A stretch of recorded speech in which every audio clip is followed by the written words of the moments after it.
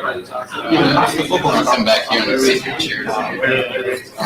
So I go off into start, right? Otherwise, and very productive. Right.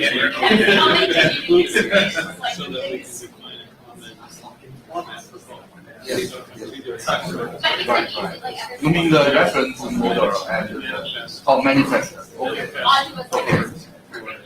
Okay. Yeah, I understand. Yes. And the real address, yes.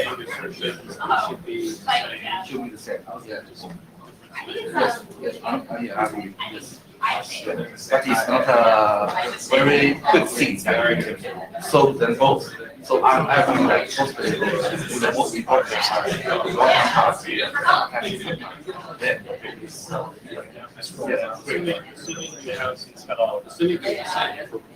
One of those says,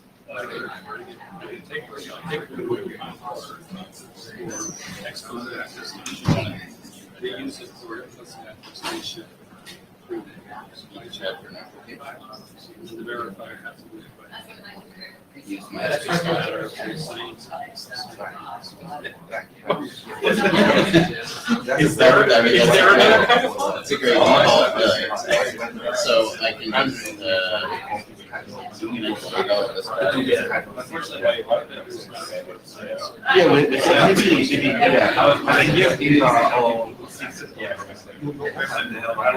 That's something wrong with class.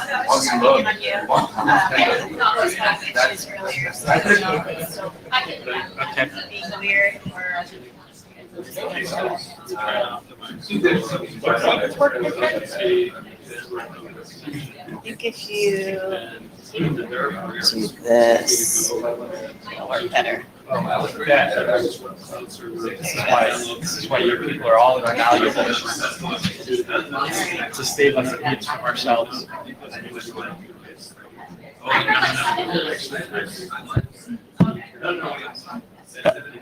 I need a volunteer for Jabber Scribe.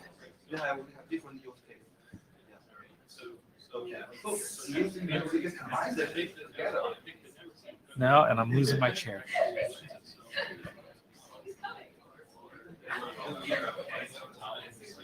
You a Jabber Scribe? Who's going to Jabber Scribe? Yeah, I'll get the one again, but yeah, I should be able to. You can delegate. Wait, I thought he said he was going to be full-time Jabber Scribe. Yeah, hope so. But I'll also Jabber Scribe. There you go. And we have a winner. I am presenting, so somebody will have to pick up the slack. Got it. Anybody else wants to, back up Stephen as Jabber Scribe is welcome. I think so. It's either that or the echoes in my head. Or both. Yeah. Could be both. We should get started. Go ahead. I'll do this part. Okay, good morning. It is still morning. Okay, good morning. This is the Sacm working group. This is the note well, which you have seen, which you agreed to when you signed up for the IETF, and which you will have been reminded of a number of times since. If you have any questions about that, be sure to see Chris. Next slide. This is our agenda for the day. Is there any agenda bashing? Nope. Okay. We have scribes and we have a minute taker, so we are good to go.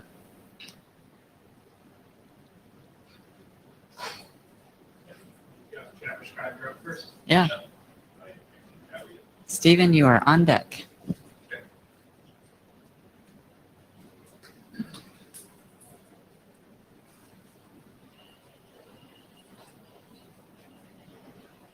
I don't even need it. I only have one other slide. All right, this should be very short and very easy.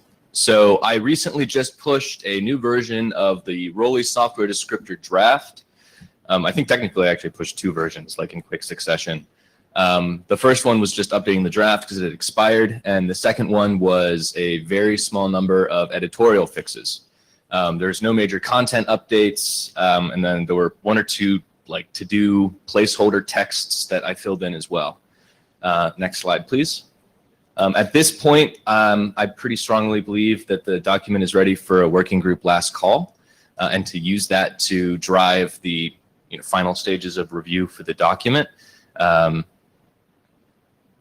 So I'd like to ask for that, ask the group and the chairs on what they think about that. Is there anybody opposed to the working group doing a last call on this? I know the chairs are strongly in favor of it. Okay. Oh, yes. So it would be nice if we had a couple people that will commit to reviewing this. Any hands for folks that are willing to review? It's not super long. Short draft? Thank you, Jess. One person? Can we get at least 2 people committing to review? Lou, let's get very engaged right at this moment. What do you think about reviewing the draft? Nice. I was about to call out Mike Rosa over there looking passive, so you saved him. No, I'm waiting for the bigger draft. This will teach Lou not to sit on the front. He made eye contact, and that was the mistake. All right, so we have a couple of volunteers, and I think that's about it. Cool. Thank you for doing that. Thanks. I might post another version just because I think there was a metadata error on the 04, and it's like literally the smallest possible change. Well, could you make that smallest possible change like today? How about I go do it right now? That'd be fabulous. All right.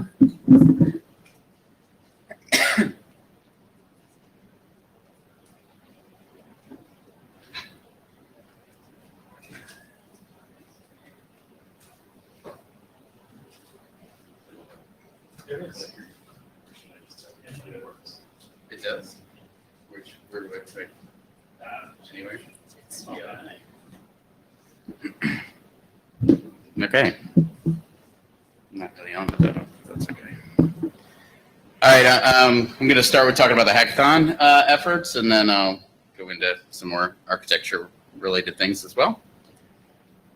So a couple of weeks ago, when setting up the sort of project for the hackathon, looking at the architecture draft and kind of looking at some of the XMPP components, that were illustrated in the draft there. I wanted to try and get a couple of those XMPP-based clients together, an orchestrator, an endpoint, and a repository sort of examples, kind of stubbing a few things out, but allowing some of the traffic to go between them and transfer some information, orchestrate some collection activities perhaps, retrieve and push some information into a quote unquote repository, I guess, and do that. So to do that, it was going to start using the extensibility of XMPP and create some extensions to perform those operations between the components.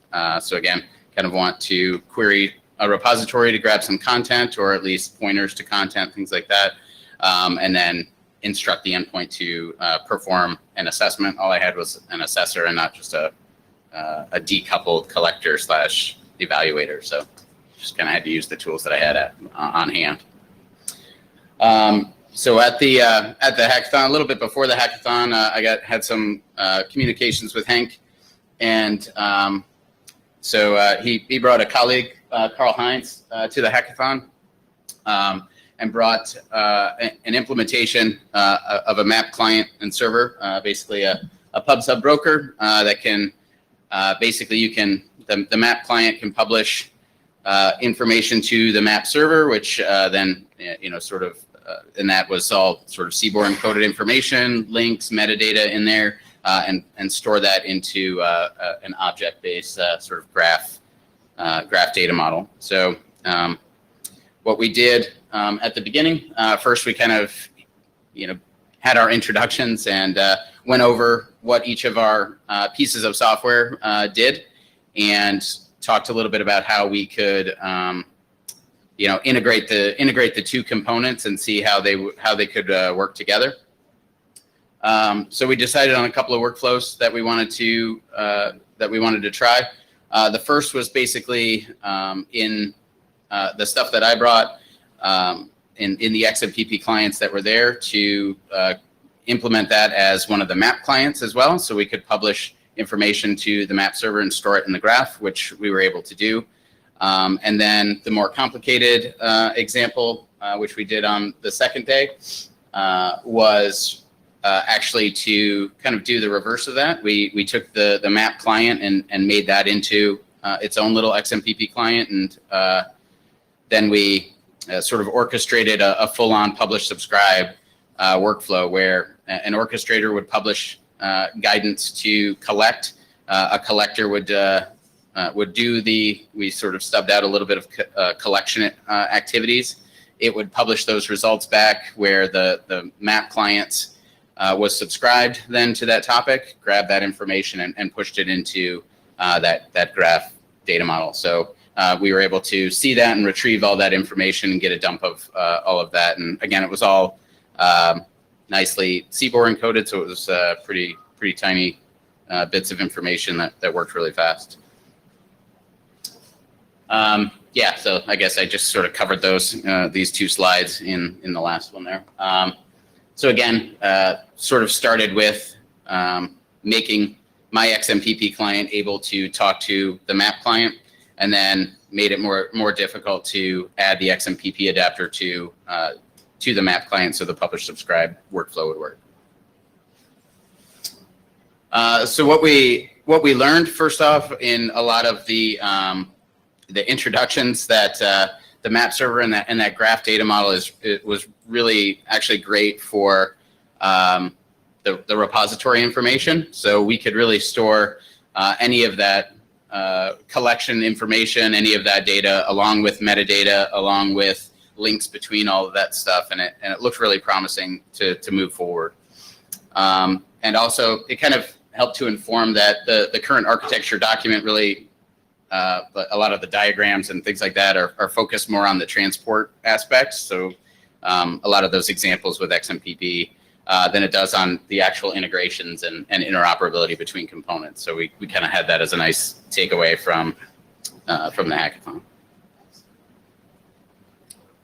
And then what's next? Well, I'm going to consult my notes a little bit. Yeah. So we want to keep doing this and keep going with the progress that we made on the hackathons. You know, an idea of having interim hackathons and kind of working in a distributed way was talked a little bit about as well. And then really kind of built on those lessons learned to kind of focus on really defining the interactions between the components and using that to help refine the draft and things like that. We also kind of had a realization, you know, sort of at the beginning of the hackathon that, you know, the preparations and planning for all of the hackathon efforts could have been better instead of just sort of showing up at the beginning of the hackathon and, you know, kind of talking about what we might be able to do with the different pieces to kind of maybe hold a couple of calls or meetings or whatever beforehand to have a little bit better planning for what we're going to do going forward. I'm happy to take the lead on doing that as I've been kind of coordinating the hackathons in the past. Kind of missed terms for reviving the information model, but kind of want to kind of retake a look at some of the information elements there and start to really get that down to a minimum sort of level of information and data elements that to help facilitate the interactions. The next steps is really to sort of start really creating those data models and really defining those interactions between the components. And just wanted to give a big shout to Carl Heinz for his contributions to the hackathon. So Hank, if you pass that on, it's very much appreciated. Yeah, I think that's pretty much it for the hackathon things. Any questions on what we did for that? Sweet.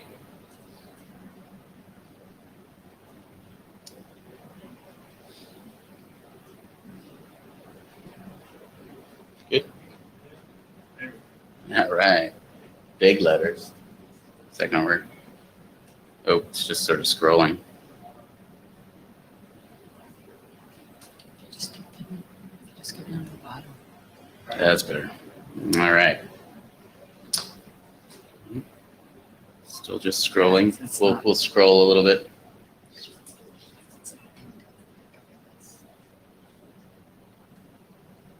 Oh yeah, that's better. All right. All right, architecture draft. It was about to expire, so we made some updates and published the 01 version. Minimally cleaned up a few spelling errors. There was an overview diagram that we added a little bit of extra notations to kind of illustrate that external data feeds can contribute to policies within an enterprise, and we sort of drew the line there to illustrate the boundary between the enterprise and those external data feeds. We simplified a couple of one of the diagrams to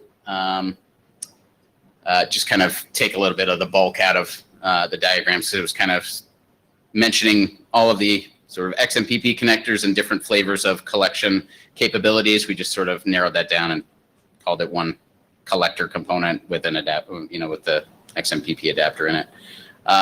Put a lot of descriptive information about some of the XMPP extension protocols that we think were useful in this sort of data flow. Just a part, kind of building on some of the things that were in the MILE working group with the publish subscribe. We found in previous hackathons that sort of helped inform this before, that other extensions would be useful, to kind of leverage larger policy definition structures, some of the, oval definition files or, XML-based checklists or anything like that are kind of large data sets which have a hard time going through the standard publish subscribes. You kind of have to work around it a little bit to move that bulk of information, and other potential things that would be helpful in the workflow for onboarding new endpoint components and things of that nature. So we added a bunch of descriptive information to those to that section. And then section 3.3 added a very, very large diagram that actually put in a great amount of ASCII art to show the endpoint posture collection protocol in the actual model as one of those collectors. So it's like a full page diagram. Looks pretty awesome. Again, kind of intertwining that with the information that we gleaned from the hackathon, showed again that we were fairly focused on the actual transport and kind of hardlining it towards XMPP, but found that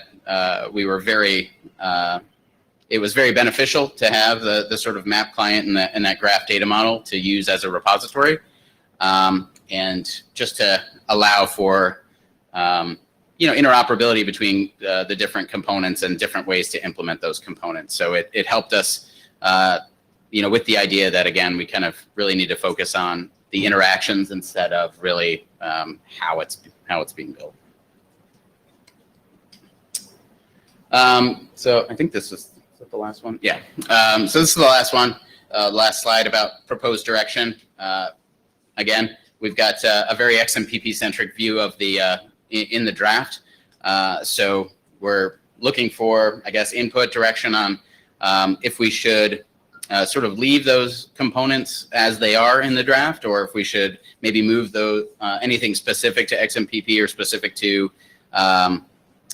specific implementations, maybe to an appendix or even another draft or anything like that, and then attempt to refocus really on the interactions, as I've mentioned a number of times, and then start really looking towards the an extensible registry, I guess, of those information elements. We kind of, again, want to start with something basic that we can start building those interactions out, and then continue working towards those at future hackathons. even if that's just one component to another component going forward, I'm happy to, entertain any sort of suggestions, and we want some feedback on the draft. Keep moving it forward. That's, I guess, what we need, and any amount of constructive criticism on the list, we're happy to integrate in going forward. I think that's it. Has anyone read the latest version? How long has it been up, Bill? Few weeks. February. February So like 22nd a was month. the answer. Has anybody read the latest version? All right, we've got like two, but one of those is the author. We really need more reviews and more people reading the draft. That would be huge. Can some people commit to actually reading it? It's actually still not very long. Can I ask a quick question? Sure. From Xiaohui, what is a graph data model? So maybe Hank can help answer that a little bit better with the data model that's used in the map server. Oh, yeah, quick answer. Sorry, I just had to run to Acme not to tell them to do stuff, and then I ran back here because I forgot my headphone. So this is the architecture. Yeah. And the question is, sorry, I just re-entered the room. What's the map? What's the map Oh. server and graph data model? Yeah, okay. Inside the graph, there is no prescription how to store the data. You can do it whatever you want on a piece of paper, whatever. So we only define data in motion.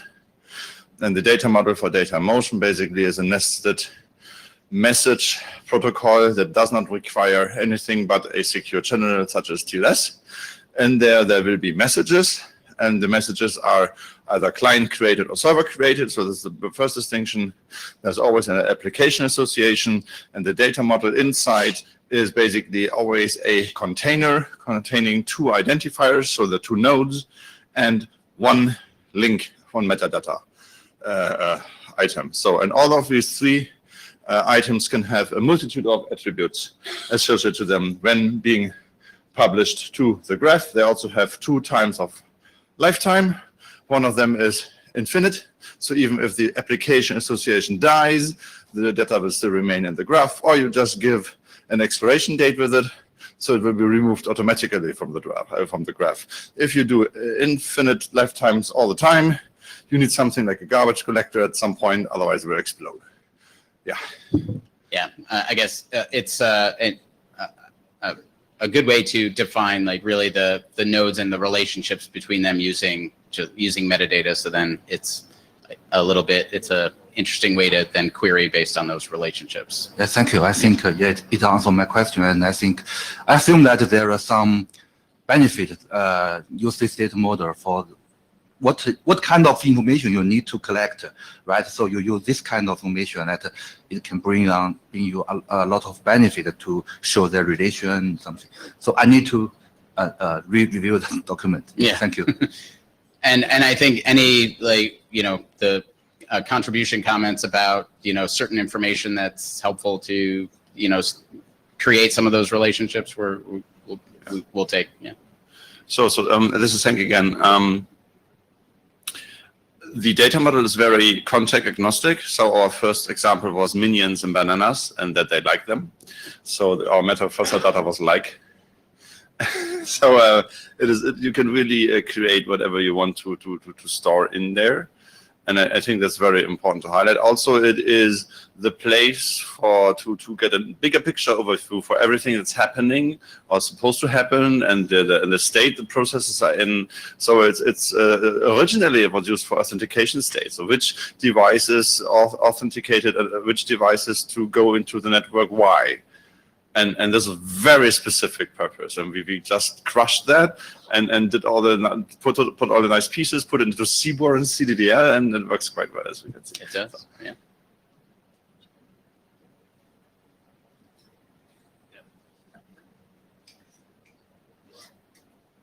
So yeah, people, ideas, criticism, we'll take it all. So Adam asked a little while ago if there was anybody committing to review, and we didn't really get adequate response. So you're committed to review. Who was the other person that was committed to review this? One. Mike just came. I will move up more to the front. This is Hank again. I think after seeing the output of the hackathon, I think we have a better understanding how abstracted operation will work for the architecture. And given the time of the next 4 to 8 weeks, we might even be able to give you contributions to the draft, not even reviewing it. Great. Because now we really understand what we are doing actually after the coding. Yeah, great. Thank you. Does anybody, I guess, question, does anybody have an opinion, yay or nay, about moving some of the XMPP specific things around, or can they be left where they are, moved to an appendix, taken out completely?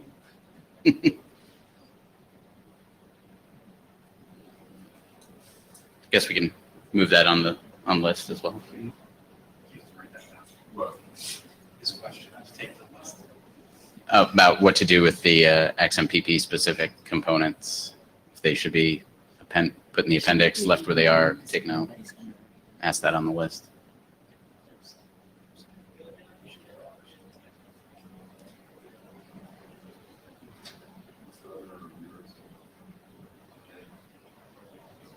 I think that was it. Cool. Thanks. Thanks, Bill.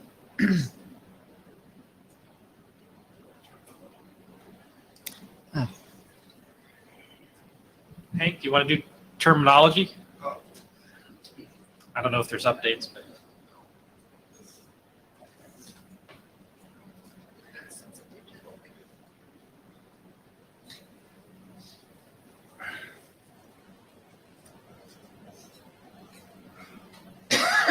Is this the box? yes. Hi, this is Hank again. The terminology draft has not progressed, as was highlighted at the last IETF. When we will come at a point where we will be able to abstract the XMPP grid out of the architecture, we'll come back to revisiting some of the concept. I was reading the complete terminology 2 days ago, and it's still quite applicable. Surprisingly, what we do not have yet considered, and which was always outsourced into the terminology document where it does not belong, is the target endpoint characteristic profile.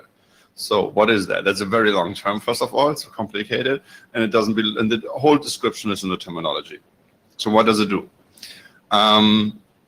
If you encounter a discernible endpoint, target endpoint, you want to assess in your network, and you don't know anything about it, you learn about it with different specific collectors, for example, a profiler, or a, I don't know, intrusion detection system or something like that. And then you get superficial information, but that's the best what you can get. So you aggregate these information somewhere, and you also have to label this information that you can find it again, so that you can recognize this device that you actually do not really know again when it reappears.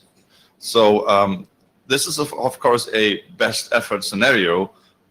If people are smart enough, and this is an attack, they will change the identifying information elements about the target endpoint. So it cannot be, there won't be a consistent profile about it, but the concept exists.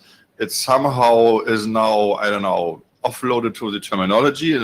I hope there will be architectural considerations that will enable to pull that back into, for example, the architecture or some solution graph. Otherwise, at some point, we will give up on this concept, and the continuous monitoring of things we do not know will not be a thing. So that's just my consideration here. So I hope we will pick up on this again. And to let me reiterate, the terminology draft will proceed alongside the progress of the architecture. That's the only way we can do it at the moment. Otherwise, there's no. Otherwise, we would be the leading document to define how the architecture works. I don't think that's the way it should be. And the other thing is that there are still this one profile, characterization profile thing stored in there that should not be in there. It should go into a, higher level draft, I think. And that's my report. And next time I will request terminology time if there is something to report. You could just say there's nothing to report. On the way here, the one thought came up.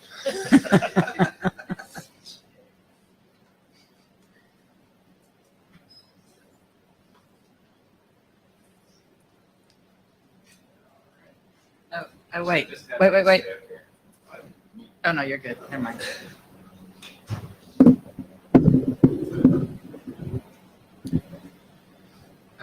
So this is IETF Sacm CoSWID. So we haven't made any changes since the last posted data tracker version, but we're in the process of making them. So a number of changes were made this week on the draft. We've, based on some of Chris's feedback, we worked to reduce some of the representational complexity of the media type. One of the challenges we're facing is it's a little underspecified from an ISO SWID tag perspective. The ISO SWID tag basically just points to the W3C specification for media type. We were attempting to try to correct that in the prior versions of CoSWID, but we just didn't have a lot to go on. So instead, I think what we're going to end up doing is just treating it as a text field and then again pointing to the W3C specification on the use of media type. So we'll have parity essentially with the ISO spec. We've enhanced the ability to include signature schemes in COSI so that now you can have multiple signatures. You can do co-signing and a few other capabilities. So that's in the editor's copy right now. We were looking through the normative language of the draft and noticed that there wasn't really any sort of top-level normative language for the model. We added a must statement that basically requires the minimal set of required attributes to make sure that, since it's a standards track document, that there's some top-level requirement to drive everything.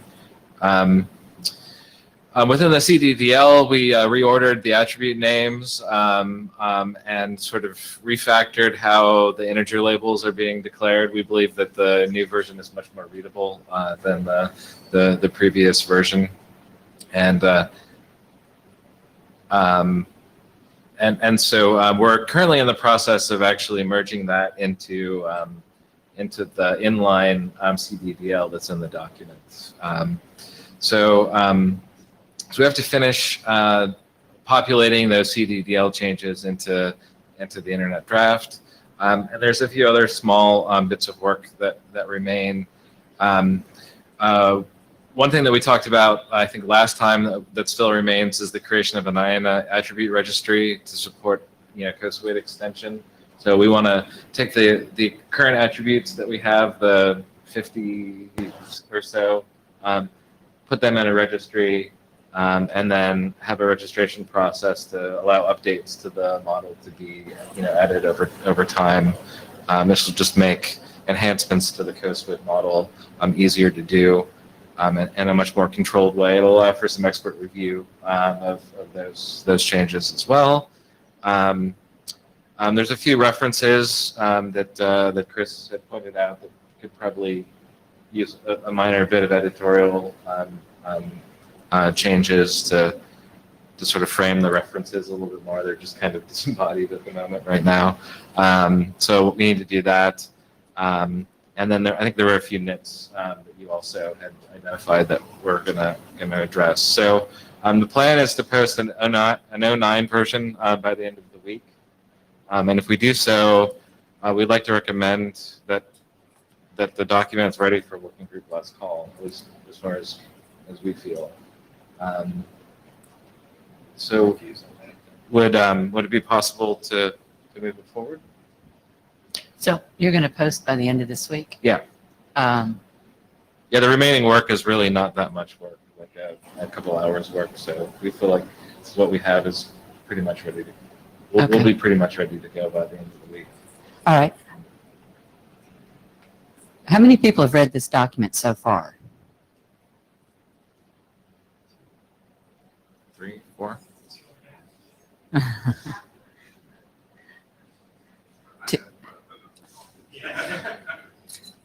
Okay.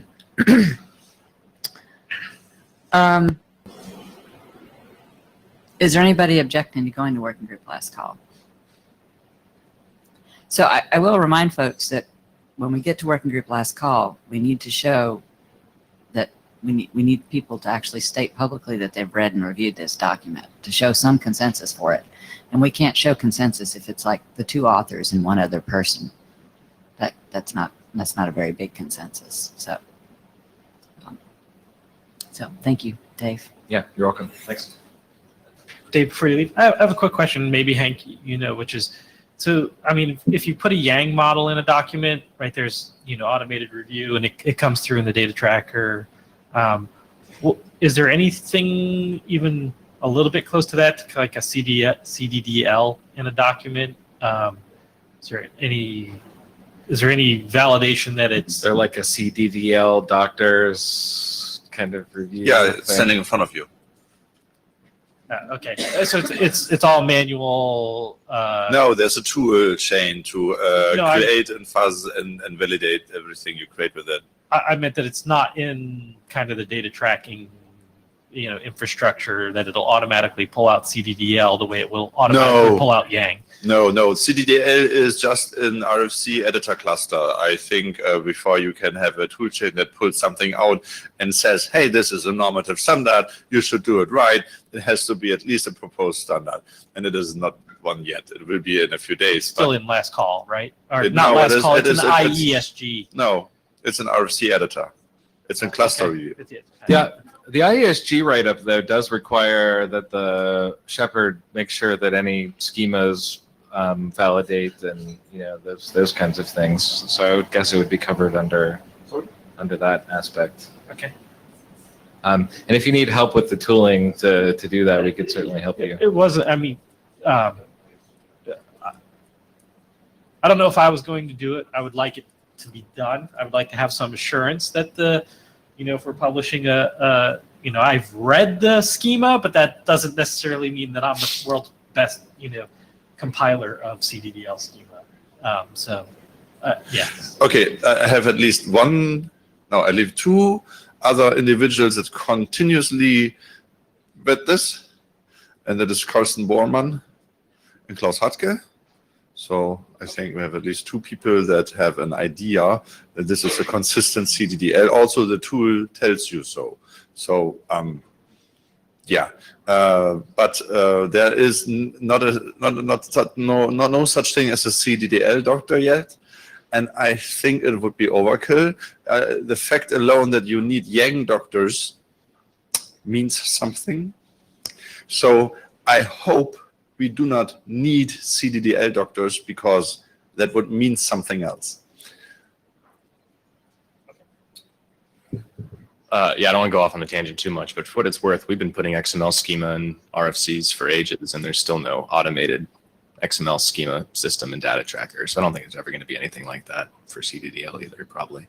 Yeah, I wasn't necessarily hoping that it got into data tracker. I was just hoping for some amount of verification that what's in there is valid. All right, thanks.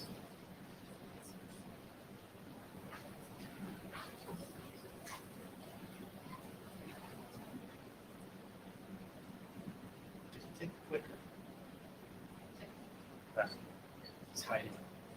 Hold on a second. Damn tall people. All right. Endpoint posture collection.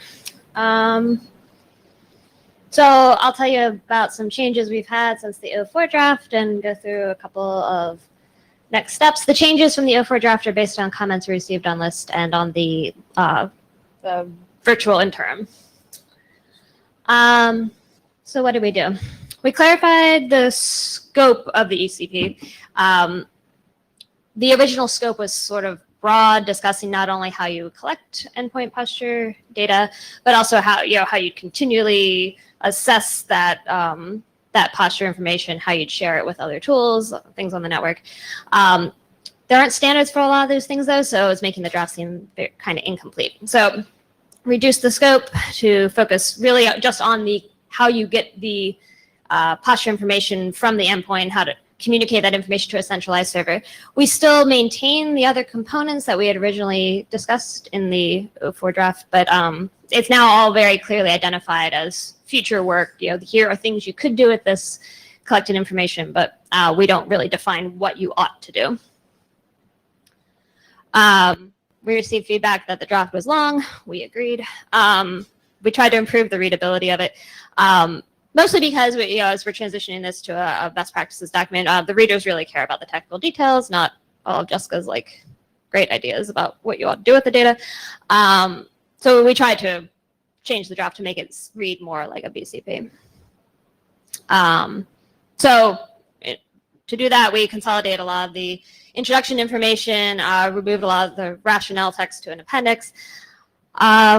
We explain the structure of the draft. It goes from, sort of the architectural to implementation to best practices to extensions. It moved all that into the intro so readers knew what they were looking at. A lot of our examples, particularly pertaining to NIA, we moved to an appendix, and we moved supported and non-supported use cases to the appendix. Yeah, we did a lot of fixing nits, addressing we just comments noting that privacy information may not be owned by the enterprise. When we originally wrote this, it was sort of with the intention that the enterprise owns the data, but that's not always true. So we updated that, removed a lot of duplicative text, and fixed some of the diagrams. We elevated the API to an architectural component, but I did see your comments that was confusing. We will work to make that seem better, and we'll adjust your other comments as well. I feel like a lot of them seem to, the substantive ones centered around understanding whether or not the posture is pushed from the endpoint or queried. It's both, right? So that wasn't super clear, so we will fix that. Next steps. Jessica's losing her will to live on this document, so presumably Danny is too, but Danny's so calm. I don't know. Maybe he's fine, but I need this to be over. So Adam and Bill had said they would help with some architectural alignment. We integrate Chris's feedback. We'll publish in 05, and then I don't know. Either someone reviews it or we just accept that it's dead and Jessica can stop this now. I don't know. Tell us how you really feel. Tired, really tired. Thank you for asking. So yeah. That is the best plea for review I have ever heard. If you people cannot review the document after that, we're all done. So volunteers, please.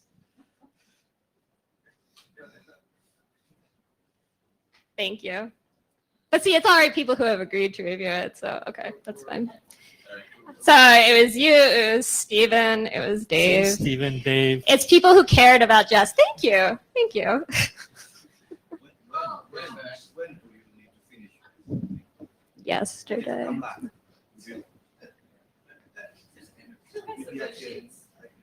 You can, okay, yeah, we'll try to get a rev out. I can't promise this week, but I'll try to get one out in the next couple of weeks. Is that good? All right.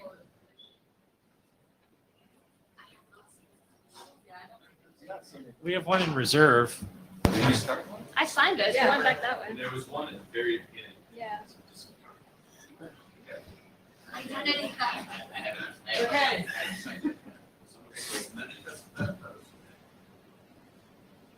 Can we just tell me reviewers again so I can put it in there? It was the gentleman sitting behind you. And Dave and Steven. And Adam volunteered on online as well.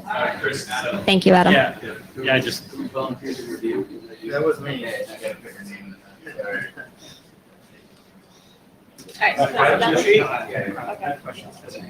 not as a chair. Oh, I don't, yeah. So actually, so having actually read the document, Thank you. so it actually has a bunch of interesting comments with, Hey, Bill. it has a bunch of interesting comments with regard to actually architecture in there. Right. So it talks about how to integrate kind of what we're working on Sacm from an XMPP kind of point of view. Although that's the minor part, it really talks about TCG, but it also then talks about netconf and Yang. Well, I would point out that it talks about Nia, but that's fine. Fair enough, it does. You are Yep. correct. And it talks about how to maybe not, a separate comment from my review, maybe not coherently talks about the back end between if you had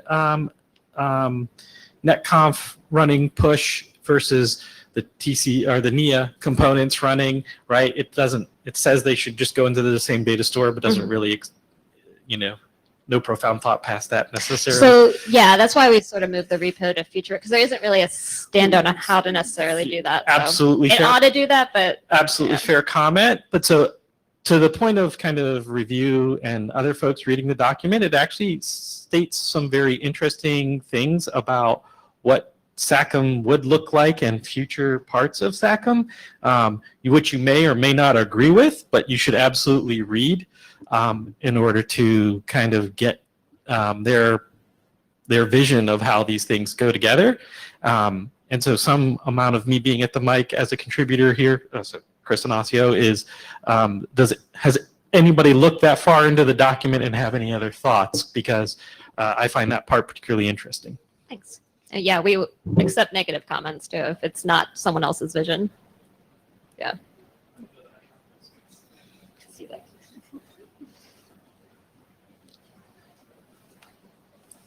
Hi there, Eric Voigt. Just as an extra info, because you mentioned netconf and push. Right now at the ISG, it's not just netconf and Yang push at the ISG, it's also HTTP push. And we've been talking about having a concise CBOR type of push as well. So if you're looking for other push mechanisms, don't think it's limited to just the netconf transport. I think that would be valuable if we could point out that there are other options. It would be wonderful if someone who knew about them could help with such a thing. Excellent. Yes. Thank you. Capture that, Bill. All right.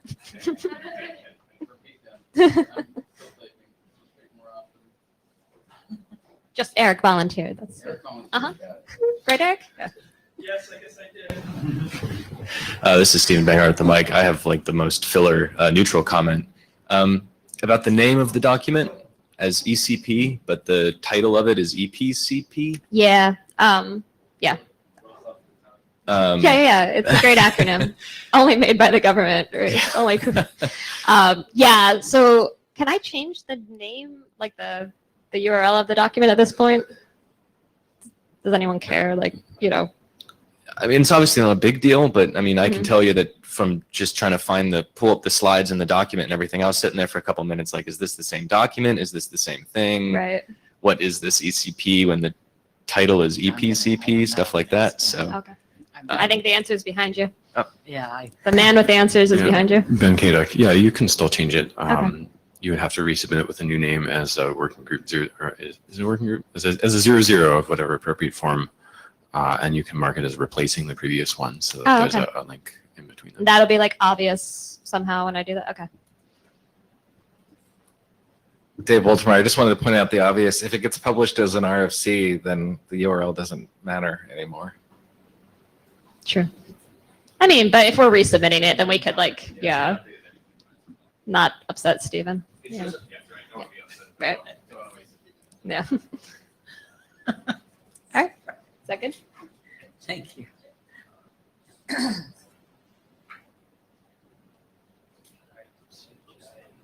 you add that to the agenda?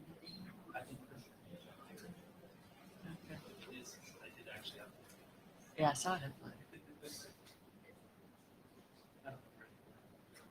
They were in order.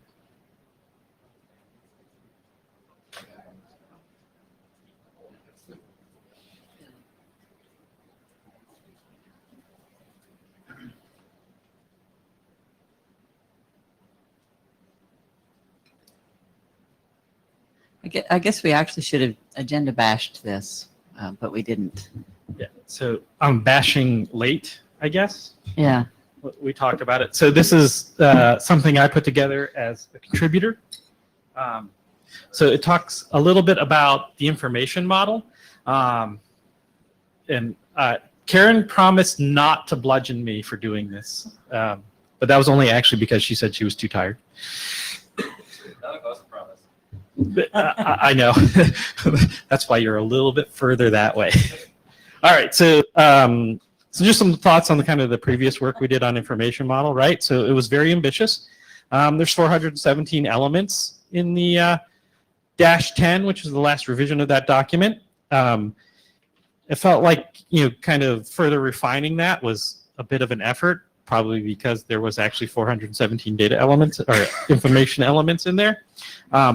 I personally certainly felt like it was really hard to understand what was important in that, because we defined everything, it felt like. And I thought it became super hard to make any kind of trade-offs to think about data models. What would you actually do for an actual implementation? Because I really personally felt like there's a lot of, if you're going to make progress, have to boil the ocean there. So, kind of the talk, things that came up at the hackathon. What if we approached it from can we do the minimum viable set of things in order to make some of this stuff work? And so, just kind of, 15 minutes jotting down some thoughts of what's the minimum viable set. There's some super obvious ones, right? IP address, host names. We absolutely know we need that. We need to be able to handle kind of dates, time, so the sample time and event time. Some real basic things of kind of co-SWID, SWID firmware revisions, to the point of kind of saying, hey, if I, leverage what's in the ECPC, and what endpoint posture collection profile. I'm just going to actually say the name because it's actually easier than remembering the acronym.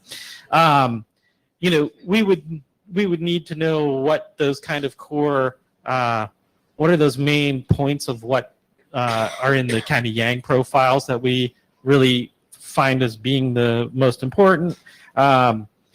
And then we need a handful of basics on what do people really use in practical terms for identifying an endpoint, right? So what's the naming anchor that's kind of currently used, right? So I think that's the kind of really basic minimal set. And I'm hoping the hackathon, kind of Bill and Karl Heinz, as they glue some of these disparate pieces together, I think there's huge knowledge that's gained from that and understanding no, we only actually figured out how to exchange as kind of key fields as these 3 fields, because that went from what we have as a back end to what you have as a back end. And it's not clear to me that we need that much more. So that leads me to the kind of thought of what are the database keys that people use in kind of current systems for this? And do we need to standardize more than that to start building something that would allow us to exchange data?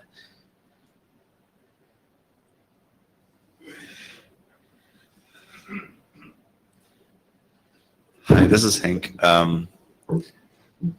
As a rodent enthusiast speaking, there might be information elements that can tell you about the trustworthiness of the identifying attributes, and those would be super cool.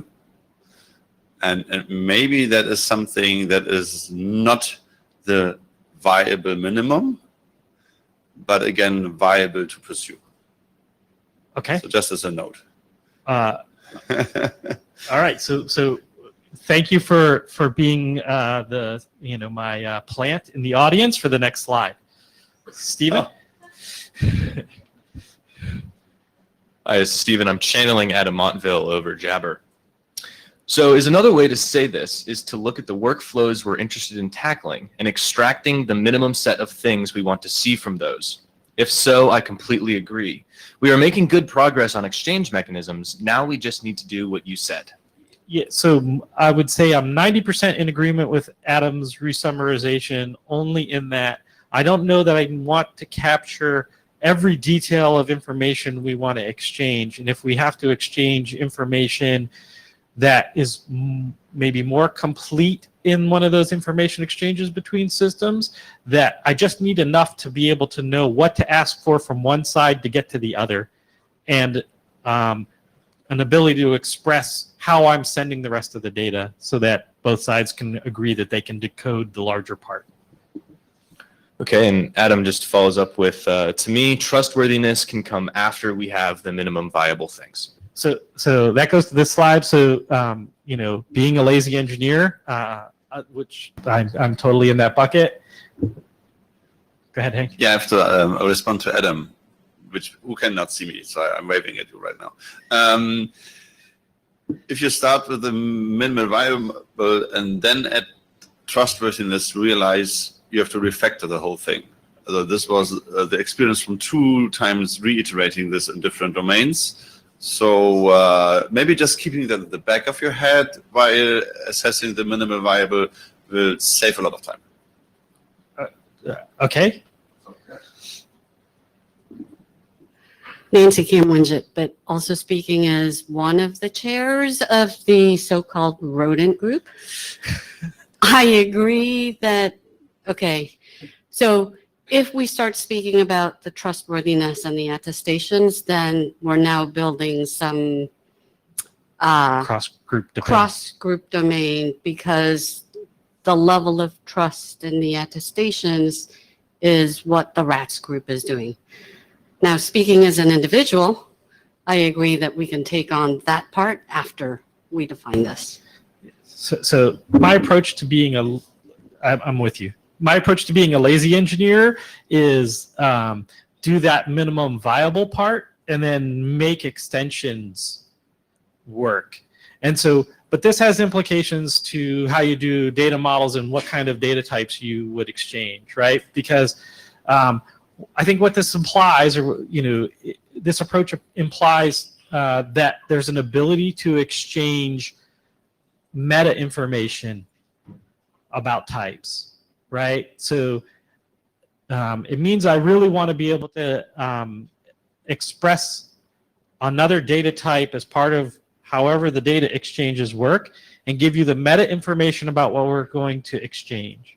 So the minimum viable would potentially be the absolutely minimum mandatory to implement, and then also you must implement methods to understand these extension capabilities, right? So as we did, trustworthiness, any other forms of attestation, as we decide that, we should tackle, satellite, health and welfare, and somebody needs to figure out, what it means to be within the Van Allen belt versus without the Van Allen belt, some vendor or somebody else can do that, right? It doesn't need to happen in the working group to make that work, but we need to have enough of these meta elements, right? So kind of this, and I don't know what this set is. This is just me noodling, right? So name, basic data type, byte length, those things that are necessary, right? I need to know, is this a standard element or is this a vendor specified element?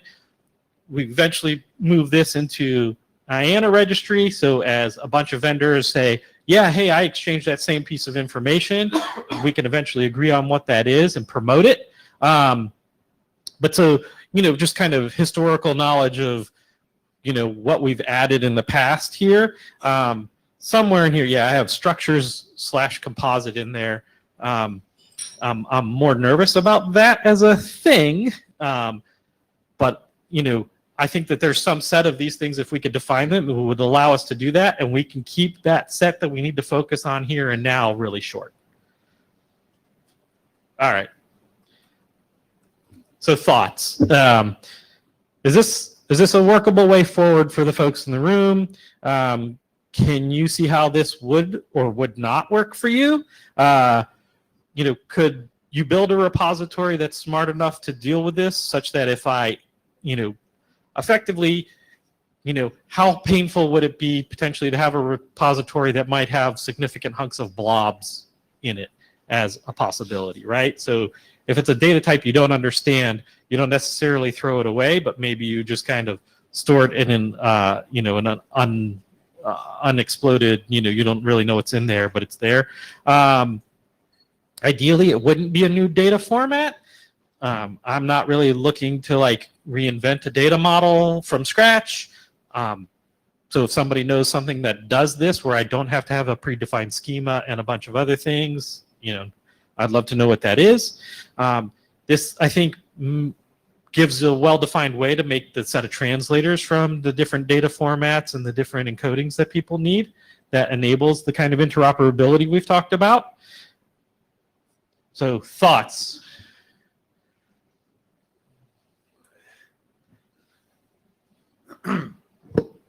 This is Hank again. Question 4. Yeah. Can it be dumb enough to store it? Yes. You were talking about blobs. They're opaque. Right, exactly. So basically, you don't have to be smart. You just have to be very careful with that. And yes, there is a actually the software we brought has a feature that eliminates metadata and identifier checking, just stores it into the map. And if you are doing something crazy there, like gigabytes of data, it will break. So maybe you can have some minor filters with the size restrictions, but a repository can be smart and record what types it has in there. And especially if it does not know the type, you can still use it. So this is a developer mode, we call it. Because if you want to have it in production, probably that's not the best idea ever. But if you start experimenting with using it and using your own data model, extending it, and sometimes you just emit data and the graph really doesn't know what the semantics are, you can still allow it to basically categorize it as, and this is a typing thing, as an identifier or as a metadata, and then it's in there. So we have this today, and I think that's a way to go forward with development and with vendor-specific extensions and enable lazy engineers to just start on and just throw something in there. But I don't think that's a valid way as a standard way to use it. So yeah, maybe there are different opinions about this. Would people like to see a draft on this? On this fleshed out a bit more of, what, a minimal information model and what that would look like. Oh, the question, let me rephrase what I just understood. Does Sacm need an information model? Yes. Does it have to be the same as we had? No. Maybe giving more structural information, like how to nest things and how to name them and how to extend it would be helpful. And having a minimal set of then is basically working as an example and also as a viable minimum, that would be a good middle ground for an information model. And I would say yes. If that is the answer, yes. That's the longest yes I've ever heard.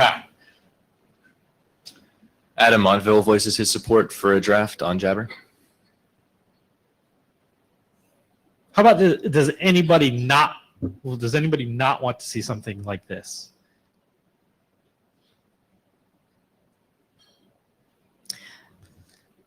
I mean, obviously take this to the list, but looking for the room's response too.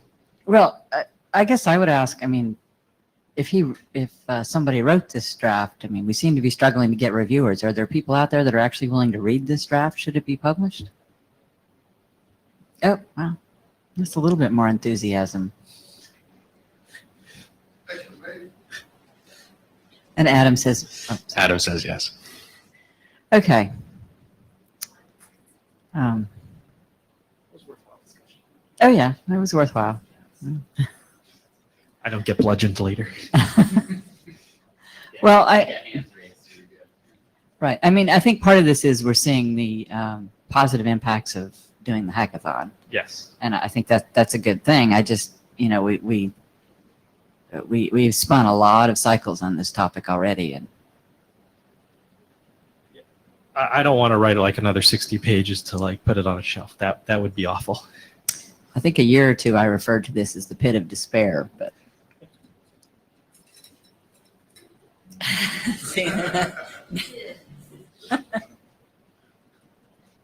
Just climb out of it.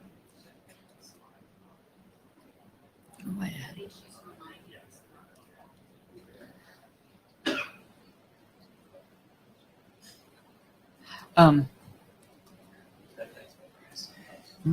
that seems kind of appropriate, actually. All right, so this is the part of the agenda where we talk about next steps. I think we've identified 2 documents that will be close to going to working group last call by the in the very short future, as soon as we get a couple updates. We really need reviews to those. We have identified further work for the architecture draft and a new information model draft.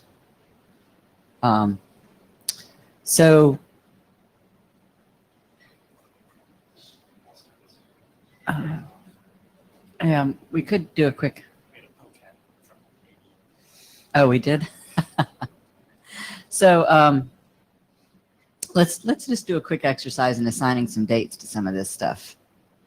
Let me find my window. All right, so the Rowley, we should be working group last call the end of the week. Yeah, now, right. Oh, you did publish the update. Okay, excellent. So, so assuming we get reasonable response, let's look at the calendar. We could say, so April for working group last call. Dave Waltermeyer, maybe propose like 3 weeks, because that'll give people time to decompress after the IETF. Yeah, I usually, if I do working group last calls close to an IETF, I make them at least 3 weeks. And sometimes I've had to extend them. So yeah, so at least 3 weeks for that one. So if we go to working group last call April, then we should look at submitting to the IESG before the next IETF meeting, right?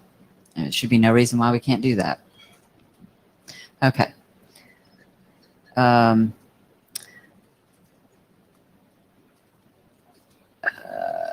COSWID was also ready for working group last call. Dave again. So if we can publish an updated draft by the end of the week, then the same timeline would apply. Yeah. Okay, so it's reasonable to think we could working group last call April, submit to IESG by the next IETF. Okay. The draft formerly known as ECP.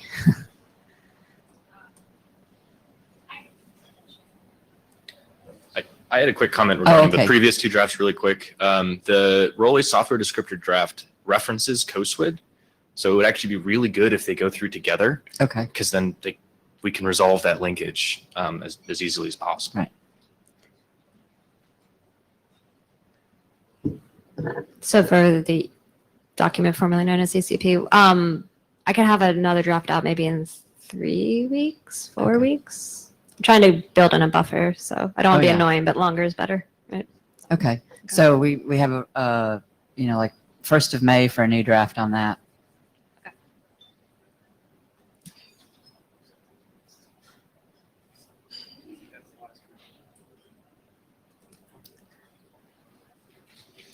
So Jessica, do you think that's likely to be the last revision, or?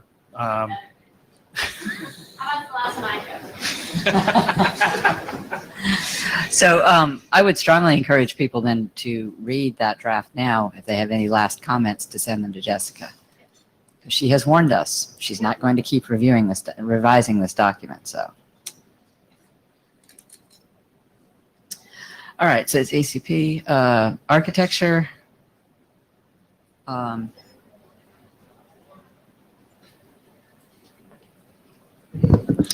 Yeah, this is Bill. Yeah, another revision around that same timeline, 3 or 4 weeks. You know, in conjunction with some of the work on some of those information model elements that Chris is talking about, that'll help us move that forward together as well. Okay. All right. So I'll write a information model draft, but I would, before kind of really putting it out there, I'd like to actually send it to Hank and Adam and you, Bill, and some others, just to kind of say, you know, so the folks who've kind of more hackathon, frankly, participation, to say that, like, did I get this really, really wrong? And then post for kind of an actual look. Does that sound reasonable to? Okay.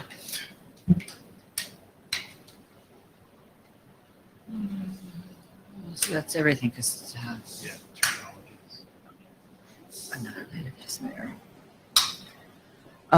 okay, so based on that, it seems to me that it makes sense to have a virtual interim meeting mid-May. So just looking, I mean, we'll do a poll and all of that later, but just to get some ideas, if we do it like the week of May 6th, do we think the work in advance will be done? Any known major conflicts for that week? Or the week of May 20th? That's the other one I was looking at. Nope. May 20th is better. Okay. All right. Well, we'll do a quick poll on the mailing list to see when people can participate, but that was the rough time frame.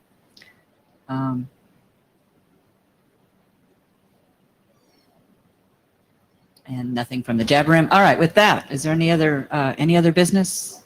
Open mic? Questions? Comments? With that, we adjourn the Sacm meeting and give you back a little extra time in your day.